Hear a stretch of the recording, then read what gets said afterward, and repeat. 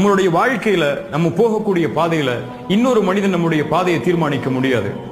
பிறர் நம்மளை புகழ்றதோ இகழ்றதோ, பிறர் நம்மளை உயர்த்துறதோ தாழ்த்துறதோ, பிறர் நம்மளை கருத்து சொல்றதோ விமர்சிக்கிறதோ இது நம்முடைய வாழ்க்கையுடைய முடிவு செய்யாது. என்ன ஆனாலும் சரி, நம்முடைய வாழ்க்கையுடைய இலக்கை ஒரு நாள் நம்ம அடைஞ்சுதான் ஆக போறோம். ரசூலுல்லாஹி ஸல்லல்லாஹு அலைஹி வஸல்லம் 21 ஆண்டு காலம் அந்த நபித்தோழர்களுக்காக உழைக்கிறாங்க. உழைச்சு மக்காவுக்குள் நுழையிறதுக்காக அழைச்சிட்டு வர்றாங்க. மக்காவுக்குள் நுழையும் போது அந்த இணை வைப்பாளர்கள் தடுக்கிறாங்க. மக்காவில் உள்ள இணை வைப்பாளர்களுக்கும் ரசூலுல்லாஹி ஸல்லல்லாஹு அலைஹி வஸல்லம் அவங்களுக்கும் உடன்படிக்கை நடக்குது, ஹுதைபியா உடன்படிக்கை. அந்த ஹுதைபியா உடன்படிக்கையை எந்த நபித்தோழரும் விருப்பத்தோடு ஏற்றுக்கொள்ளல.